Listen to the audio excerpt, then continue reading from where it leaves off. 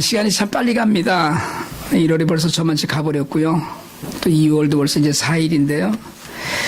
2주 지나면 2월 14일부터 제2 수요일이 시작됩니다. 열흘이죠. 열흘 지나면 사순절이 이제 시작이 되고요. 4월 1일이 부활절입니다. 그러면 2월의 반 그리고 3월 한 달을 우리가 사순절로 보내는데요. 예수님의 고난을 묵상하고 또 사실은 그 부활의 소망을 꿈꾸는 시기인데, 굳이 절기를 개혁 정신으로 따진다면 굳이 절기를 따질 필요는 없습니다. 우리가 늘 사순절이 아니어도 예수님의 고난을 묵상하고, 그리고 부활절이 아니어도 부활의 소망에 관하여서 우리가 믿음을 갖고 사는 것인데, 그런 가운데 그래도 우리가 조금 더 자꾸 잊었던 것들을 어떤 때가 되어서 생각하고 묵상하고 사는 일은 굉장히 중요합니다. 그래서 여러분들이 마음에 준비하면서 부활절을 생각하는 그런 시간이 이제 되기를 원하고요. 2월이 되면, 오늘인가요? 오늘이 입춘인가요? 그럼 이제 곧 봄이 될 텐데, 봄에 대한 소망을 우리가 좀 갖고 살기를 원합니다. 그런 걸 묵상을 하면서 사실은 지난 한 주간 동안을 지냈는데, 저뿐만이 아니고 한국의 대부분의 목회자들이 어떤 자괴감을 느끼는 한 주간이 아니었을까 싶은 생각이 솔직한 이야기입니다. 교회는 뭐고 도대체 믿음이란 뭔가, 또 어느 분 말씀대로 대형 교회는 정말 구원이 있는가, 이제 뭐 이런 그것들을 심각하게 생각했던 한 주간이 되었어요. 검사 한 분이 성추행 폭로로 파장이 큽니다. 지난 월요일 아침에, 한국은 그게 월요일 저녁이었겠죠. 뉴스를 보다가 제가 너무나 큰 충격을 받았어요. 솔직히 말씀드리자면 여 검사가 성추행을 당했다는 걸 자기 얼굴을 드러내고 자기 이름을 드러내고 이렇게 커밍아웃 했다는 것도 참담한데, 그분이 인터뷰 말미에서 한 그 거론한 구원과 회개에 대한 찌름이 참 아팠습니다, 사실은. 게다가 그 인터뷰를 보도한 그 JTBC 뉴스의 그 후속 보도들 가운데 정말 아픈 부분들이 많이 있었어요. 심지어는 그날 그런 인터뷰를 하기 전에 앞에 뉴스에 명성교회 앞에서 세습을 반대하는 시위를 하던 사람들이 명성교회 장로와 성도들에게 폭언과 폭행을 당했다는 뉴스도 비중 있게 보도가 됐습니다. 오늘 말씀과 큰 관련이 없어 보일 수도 있지만, 요즘 소셜 네트워크 서비스상에서 속이 참 아픈 농담들을 많이 하죠. JTBC 교회의 손석희 목사의 설교를 들어라. 이런 웃을 수 없는 농담을 많이 합니다. 제가 오늘 본문으로 들어가기 전에 지난주에 카톡으로 보내드려서 보신 분들도 계시겠지만, 다시 한번 이 자리에서 우리의 아픈 모습을 지적하는 비디오 클립을 하나 보고 계속하도록 하겠습니다.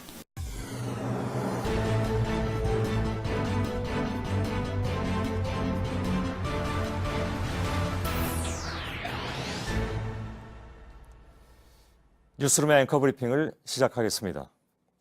1907년 1월에 시작된 평양 대부흥 운동은 한국 교회사에서 매우 중요한 위치를 차지하고 있습니다.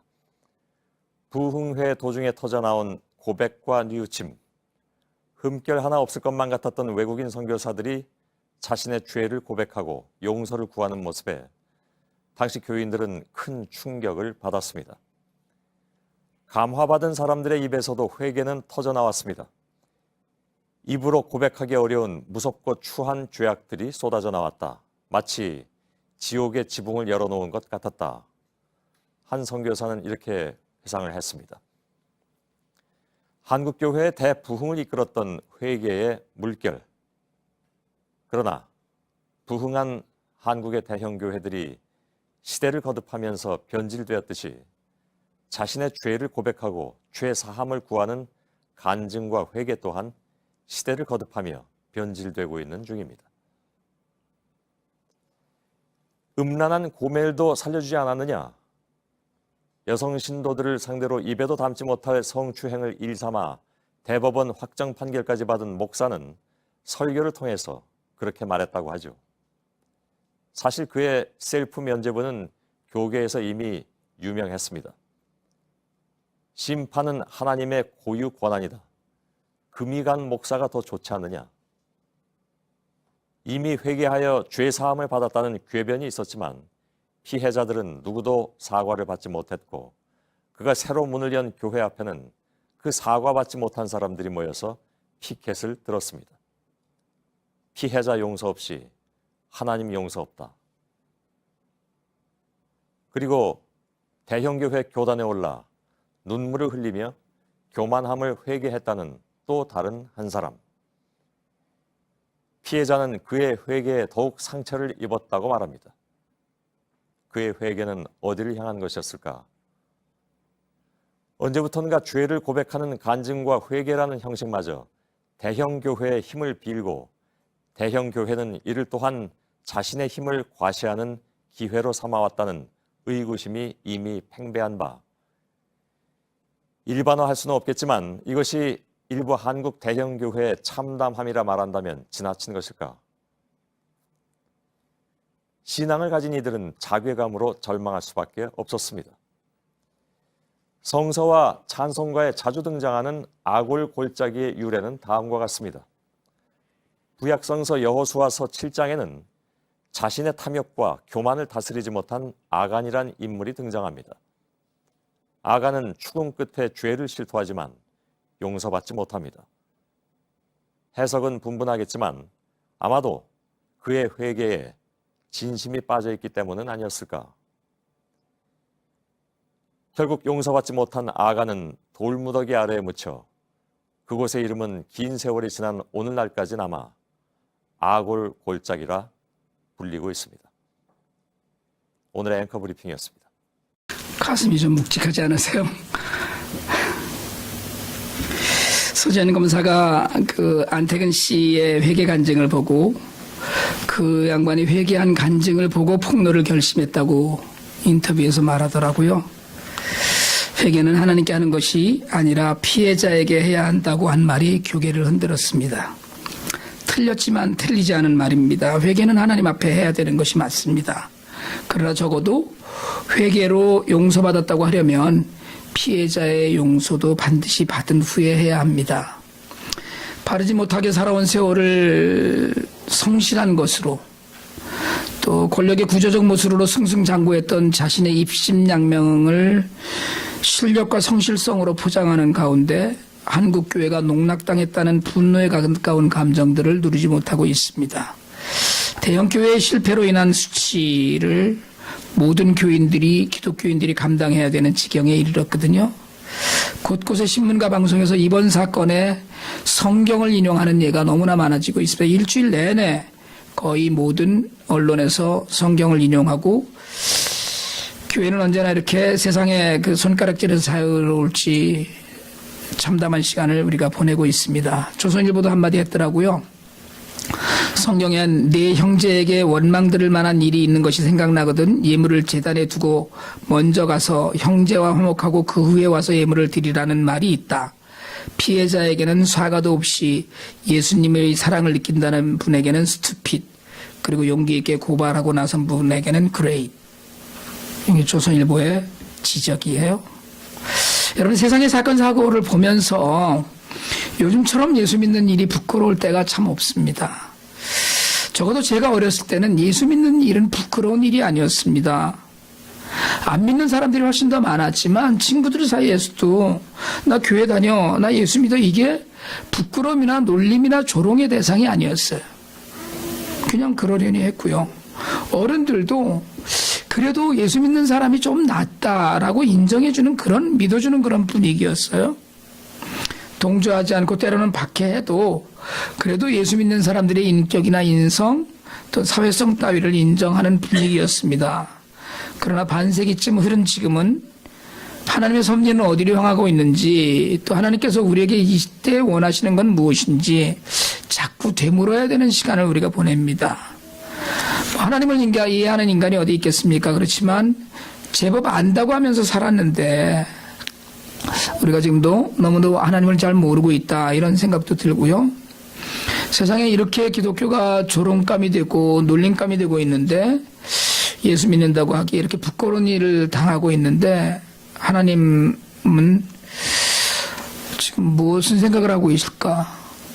하나님의 계획과 섭리는 어디에서 진행되고 있는가를 의구심을 가질 때도 있습니다. 이런 문제가 저만의 문제가 아니라 바울도 때로는 또는 사도들도 다를 바 없이 하나님의 존재나 하나님이 하시는 일에 대해서 의심하고 힘들다고 하기도 했습니다. 그런 믿는 믿음이 세상이 얼마나 악하든지 간에 하나님께서는 하나님의 일을 분명히 하고 계신다고 믿으면서 우리가 신앙을 수습하곤 합니다. 그렇지만 우리의 삶의 모습을 보면서 우리 안에 내주하신 하나님의 진실한 존재에 관해서 우리가 참담함을 지울 수 없다, 이런 얘기를 할 수밖에 없습니다. 우리가 지난 시간에 로마서 9장에서 바울이 자신의 모든 것이 끊어져서 동족이 구원받기를 간절히 소망한다고 그랬거든요. 저는 이 말씀을 다시 한번 읽으면서 우리가 구할 동족이 어디 있는가? 세상이 지금 우리를 구하려고 나서고 있는 판인데 8장에서의 기쁨이나 감격도 잠시이고 정말 우리가 이렇게 계속 믿고 이렇게 갈 수 있나, 이런 데 대한 생각을 참 많이 했습니다. 그럼에도 불구하고 여전히 우리에게 하나님이 계시고 하나님의 계획이 계시고 하나님의 뜻이 분명히 있으심을 믿는 믿음은 중요합니다. 오늘 우리가 읽은 본문 6절로 넘어와서 바울은 그래도 하나님의 역사에 신뢰를 보탭니다. 그러나 하나님의 말씀은 폐하여진 것 같지 않도다. 이걸 다시 이야기하면 하나님의 말씀은 실패하지 않았다라는 이야기입니다. 하나님의 택하신 백성이라는 이스라엘 백성들이, 말씀을 그렇게 듣고 살았다는 백성들이, 또 율법을 통째로 외운다는 종교 지도자들이 이 땅에 오신 메시아를 알아보지 못하고 십자가에 못 박았습니다. 핍박하고 죽였어요.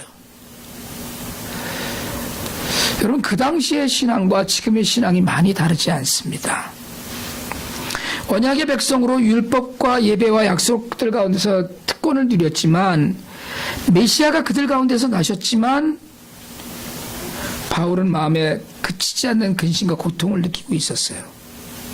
그러면서도 6절에서 소망을 이야기합니다. 하나님이 실패하지 않으셨다는 거예요. 오히려 이스라엘이 전체 덩어리로 다 실패한 것 같지만 구분해서 보면 그 중에서 하나님의 씨와, 그러니까 하나님께서 약속하신 아브라함의 씨와 또 육신의 자녀가 전혀 다르다. 창세기 21장 12절 말씀을 이용해서 소망과 믿음의 설명을 덧붙입니다. 바울이 아브라함에게서 났다고 다 아브라함의 자손이 아니에요. 여러분, 예수 믿는 가정의 자녀들이 다 신실한 예수 믿는 자녀들로 성장하지 않습니다. 사실은 솔직하게 말씀드리자면 목사집 애들이나 장로집 아이들이 타락하고 탈선하는 일들 많이 있거든요. 아브라함은 하나님의 약속대로 후사가 있을 줄 알고 기다렸어요. 그러다가 시간이 한 10년쯤 지나니까 이대로 가다간 큰일 나겠다 싶으니까 자신이 하나님을 도와드려야 되겠다는 생각을 하는 거예요. 그래서 여종 하갈을 첩으로 맞습니다. 거기서 이스마엘을 낳죠. 그런데 하나님께서 한 13년 정도 침묵하고 계시다가 다시 오셔서 그게 아니라는 거예요. 창세기 18장 10절에서 내 말씀대로 내년 이맘때 네 아내 사라에게 아들이 있으리라고 약속을 하셨어요. 그리고 그 아들이 내 씨라고, 육신의 씨가 아니고 약속의 씨라고 확정하셨습니다. 저는 여기까지는 이해가 되더라고요. 어차피 하갈은 첩이고 종이었어요. 솔직히 당시의 풍습이나 오래된 우리의 오래전 관습으로 보더라도 정실 부인인 사라가 낳은 아이가 적통을 이어가는 것이 옳아요. 사라의 아이와 첩이고 종인 하갈의 아이가 같을 수는 없습니다. 그게 우리의 오래된 관습과 전통이었어요. 습관이었고요. 그래도 바울은 그걸 하나님의 주권임을 강조하는데 거기서 한 걸음 더 나갑니다. 아브라함의 약속의 자녀인 이삭이 리브가를 얻어서 아이를 낳아요. 쌍둥이입니다. 쌍둥이를 잉태했어요. 근데 뱃속에 있을 때인데 리브가에게 말씀하시죠. 바울이 창세기 25장 23절을 인용합니다. 큰 자가 어린 자를 섬기리라. 여러분, 바울은 이것이 아직 태어나지도 않았고 이 땅에서 무슨 선한 일이나 악한 일을 한 것도 아니라고 이야기합니다. 맞죠? 뱃속에 있는데. 그러면서 11절에서 그 모든 택함이 사람의 선행을 보고 부르시는 것이 아니라 그냥 당신 뜻대로. 여러분, 태어나지 않아서 얼굴이 어떻게 생겼는지조차도 모르는 와중입니다.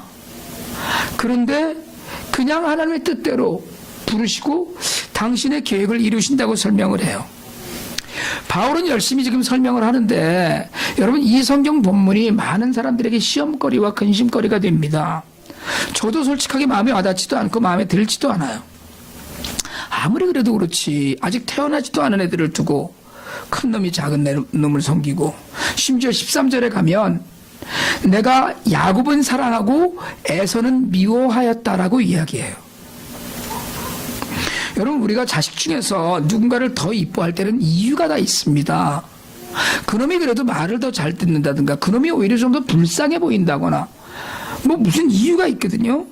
그냥 좋고 그냥 싫은 게 아니에요. 여러분, 아무 근거 없이 그냥 좋고 미운 게 아닙니다.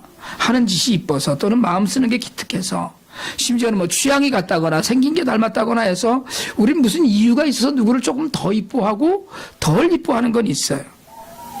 여러분, 10손가락 다 깨물어서 안 아픈 손가락 없다고 하지만 덜 아픈 손가락, 더 아픈 손가락이 있다고 이야기합니다. 손가락이 다 그 크기가 다 다르듯이 뭔가 다른 것이 있다는 거예요. 그런데 하나님의 경우에는 여러분, 이스마엘과 이삭을 육신의 자녀와 약속의 자녀로 구분하신 것까지는 그럴 수 있다고 하겠는데, 왜냐하면 육신의 자녀는 하나님과는 전혀 상관없이 아브라함이 머리 써서 낳은 아이니까 그럴 수 있다고 하지만, 이삭은 하나님이 약속해서 낳은 아이니까 그럴 수 있다고 하지만, 아직 뱃속에, 더구나 한 뱃속에 한 아버지와 한 어머니의 쌍둥이로 있는 아이들을 두고서 형을 미워하고 형은 동생을 섬기고 동생은 사랑한다는 것 자체가 도무지 이해가 갈 수 없는 일입니다. 그런데 바울은 이 지점에서 하나님의 주권을 이야기하려고 해요. 우리가 오늘 읽은 본문 아닙니다만은 로마서 9장 21절에는 분명히 그렇게 이야기합니다. 토기장이가 진흙 한 덩이로 하나는 귀히 쓸 그릇과 하나는 천히 쓸 그릇을 만들 권한이 없느냐. 마음대로 할 권한이 있다는 거예요. 좀 속된 말로 얘기하자면 하나님은 엿장수라는 얘기예요. 하나님 마음대로 하시겠다는 거예요. 토기장이에 빗댄 하나님께서 진흙 한 줌 가지고 보석을 담을 그릇을 만드시든지 정말 개 밥그릇을 만들든 그건 토기장의 권한이라는 거예요. 하나님께서 에서와 야곱의 관계에 어떤 결정을 하시든지 그건 하나님께만 있는 절대적인 주권에 관한 내용이지 사람이 이러고 저러고 할 이야기가 아니라는 겁니다. 우리가 아까도 애들하고 개소리를 많이 했습니다만은 여러분, 강아지 사려고 펫샵에 가서, 이게 텔레비에 그런 것들이 요즘 많이 나오더라고요. 펫샵에 가서 강아지를 고르는데 막 발발거리고 이렇게 눈 맞추고 아부하는 강아지를 골라가는 사람도 있고요. 그렇게 막 활발한 강아지 놔두고 옆에서 가만히 뭐라 그러죠?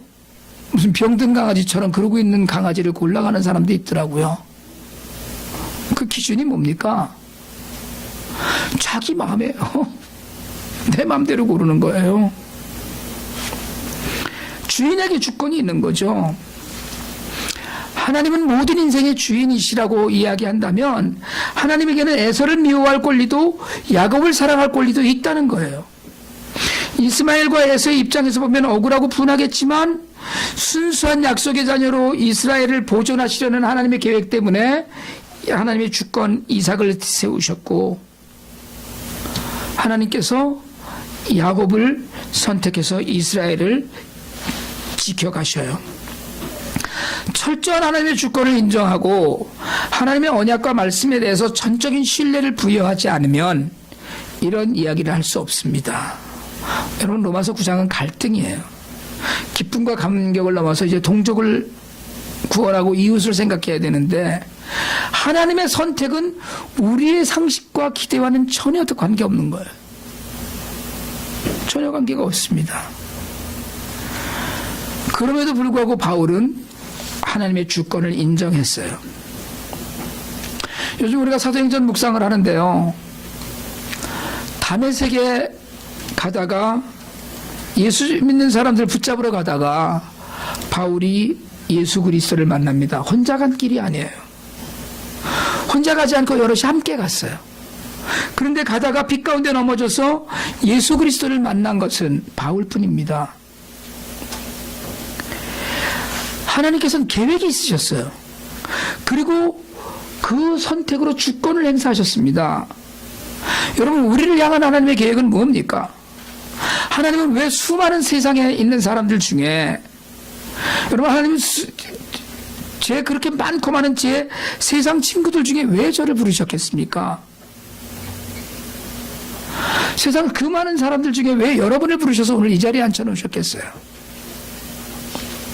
여러분, 우리는 살아가면서 때로는 먼 훗날이 지나야만 알 수 있는 하나님의 계획에 맞닥뜨릴 때가 있습니다. 도대체 왜 이러시지? 지금 나한테 왜 이러시지?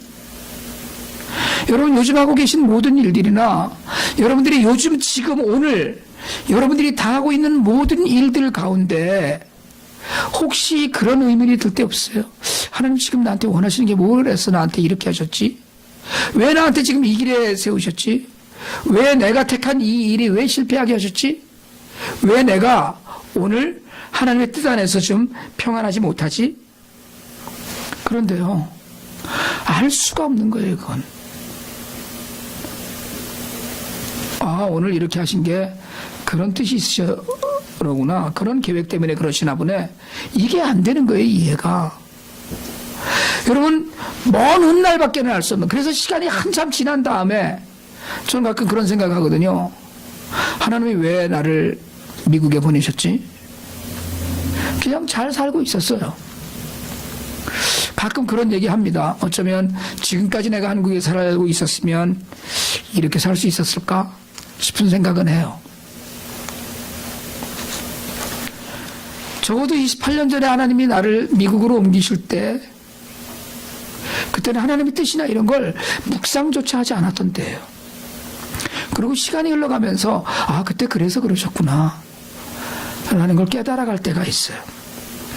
에서와 야곱을 구분하고 야곱을 택해서 이스라엘을 삼으신 하나님께서 예수 그리스도를 이 땅에 보내시고 우리도 예수 그리스도로 말미암아 하나님의 자녀로 불리는 특권을 얻게 하시려고 에돔 족속이 되는 에서가 아니라 이스라엘이 되는 야곱을 택하셨어요.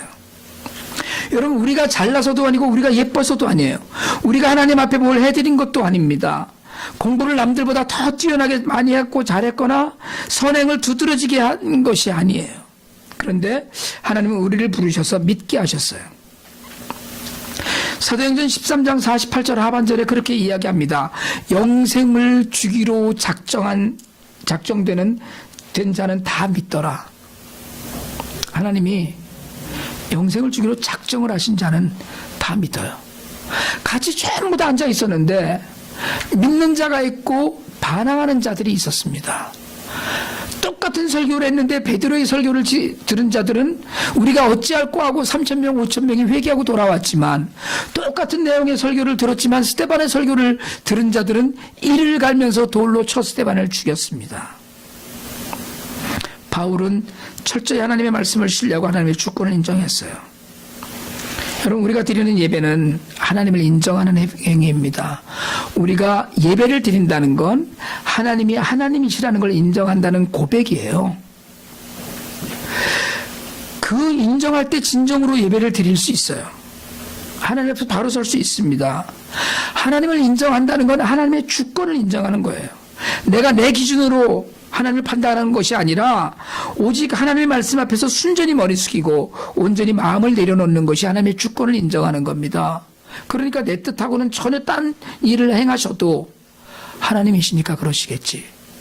생각이 있으시겠지. 뜻하시는 바가 있으시겠지. 이게 믿음이고 이게 주권을 인정하는 것이에요. 내 고집이나 내 판단이 아니라 도대체 왜 이러시지? 이게 아니고요. 도대체 왜 이러시지라는 생각이 들지만 하나님이 하시는 일인데, 여러분 이게 하나님께 매인 삶이고요. 그리고 하나님의 언약을 신뢰하는 삶입니다. 바울은 하나님의 말씀을 신뢰했어요. 이사야 40장 8절에 꽃은 풀은 마르고 꽃은 시드나 우리 하나님의 말씀은 영영이 서리라고 이야기했습니다. 영영이 서는 말씀, 진리의 말씀이에요. 변하지 않는 그 말씀대로 이루셔요. 약속은 절대로 변하지 않으신 하나님이십니다. 그 하나님이 오늘 우리에게 이야기하셔요. 사랑하라고 하시고, 가라고 하시고, 머물라고 하시고, 복음을 전하라고 하시고, 가난한 이웃들을 마음에 품으라고 하시고, 예배하라고 하시고, 예배자로 세상을 살라고 하십니다. 여러분, 하나님의 주권을 인정하는 선도는 겸손할 수밖에 없습니다. 우리 모두가 다 빚진 자들이거든요. 여러분, 사랑의 빚을 진 자들이에요. 여러분, 빚을 잔뜩 지고 교만할 수는 없습니다. 빚진 게 잔뜩 있는데 머리를 빳빳하게? 아니, 빚진 게 있으면 마음부터 낮아져야 되거든요. 제가 공부를 하면서 처음 전도사 시절에 개척을 했을 때 제 마음속에 가득한 건 빚이었어요. 빚을 갚아야 된다라는 생각밖에 없었어요. 그래서 사실은 서둘러 개척을 했어요. 저는 그게 빚을 갚는 한 방법이라고 생각을 했어요. 틀린 생각은 아니라고 지금도 믿지만 여러분 꼭 옳은 방법만은 아니었습니다. 그래도 저는 지금까지 빚을 갚으려고 목회하고, 목회도 빚진 마음으로 하고, IT 사역도 빚진 마음으로 합니다. 그런다고 갚아지는 빚이 아니에요, 이 빚이. 그래도 여러분 흉내라도 내고 싶어요. 여러분, 하나님의 주권을 인정할 때 겸손해지고, 그 주권으로 나를 택하신 사랑을 느낄 때 빚진 마음이 될 수 있습니다. 말씀을 믿는 성도들이 지켜야 될 순결이 있고, 교회는 거룩을 지켜야 되는데, 여러분 거룩이 교회의 전부라고 해도 과언이 아닙니다. 성도의 삶에, 하나님이 택해서 부르신 그 삶에 그 주권을 인정하면 하나님 때문에 또 당당해질 수 있어야 돼요. 엊그제 제 아내가 어떤 분이 주셨다면서 나무에 새긴 현판을 하나 가져다가 지하 서재에 내려가는 그 책꽂이 위에다 이렇게 올려놨어요. 잠언 16장 3절 말씀이더라고요.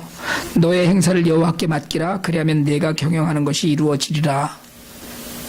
뭐 여기저기 선물 많이 하는 현판 중에 하나인데, 여러분 제가 그 말씀 앞에 내려갈 때 올라갈 때 그 말씀 앞에 한참을 서 있었습니다. 맡기고 살 수 있나? 맡기고 살고 있나?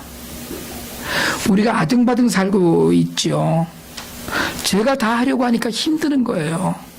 힘들게 살지요. 오죽하면 아브라함은 하나님의 말씀을 직접 듣고도 하나님을 못 믿어서 결국 자기가 하나님의 걱정을 덜어드리려고 하가를 취한 거잖아요. 사실은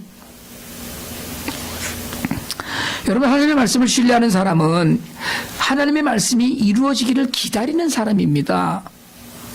오늘 내 형편이 하나님을 기다리다가 죽을 것 같다는 생각이 혹시 든다고 하더라도 그래도 기다리는 거예요. 그게 믿음은 기다림이기 때문에 그렇습니다. 오늘 이 교회에서 세례 간증을 한 전직 검사와 그에게 성추행을 당한 피해자 여검사와 관련한 뉴스가 일 터지는 가운데, 여러분 정말 세상이 우리에게 던지는 숙제와 질문들이 너무나 많습니다. 많이 속상해요. 기독교가 이렇듯 계속 세상으로부터 매를 맞고 지적질 당하고 이렇게 훈계를 들어야 되는 상태가 계속되고 있습니다. 안절부절하지 못할 정도예요. 그러나 여러분, 그래도 저는 믿습니다. 하나님께서는 분명히 하나님의 뜻을 이루실 거라고 저는 믿어요. 세상이 이렇게 혼탁해지고 믿는 자들이 믿는 자 같지 않고 끝없이 추락하고 있지만, 예수님은 분명히 다시 오실 것이고 우리는 모두 다 심판의 자리에 다시 분명히 설 것이고, 세상 가운데 정말 몇 안 되는 교회와 성도를 자칭하는 자들 때문에 기독교가 이렇게 망가뜨려지고 있지만, 하나님께서는 말씀대로 이 땅을 인도하실 것입니다. 신실하게 하나님을 섬기고 하나님이 기뻐하시는 일에 정성을 들이는 성도는 하나님 나라를 마음에 품고 이 땅에서도 그렇게 살게 될 줄 믿습니다. 여러분, 하나님의 주권을 인정하십시다. 그분의 말씀을 따르면서 누리는 복을 누리길 바랍니다. 내 삶에서 내가 잘 이해되지 않더라도, 우리 교회가 잘 이해되지 않더라도, 도무지 왜 이런 일이 내게 일어나는지 잘 모르겠더라도 하나님의 주권을 인정하고 하나님의 행하실 말씀대로 행하실 일을 기다리면서, 여러분 그렇게 살다가 보면 부끄러운 세상에서 우리라도 하나님을 의지하여 당당하게 살아서 하나님 계획하신 하나님 나라가 우리 안에서 세워진 것을 모든 사람들이 알게 되길 원합니다. 하나님께서는 여러분 전적으로 하나님을 믿고 의지하는 자들을 통해서 하나님 계획하신 것들을 이루어가고 하나님 기뻐하시는 일들을 이루어가실 줄 믿습니다. 우리가 그 통로가 되고 그 하나님의 도구가 되어서 하나님의 주권을 인정하는 삶을 살아 하나님 앞에서 칭찬받는 날이 오기를 주님의 이름으로 축원합니다.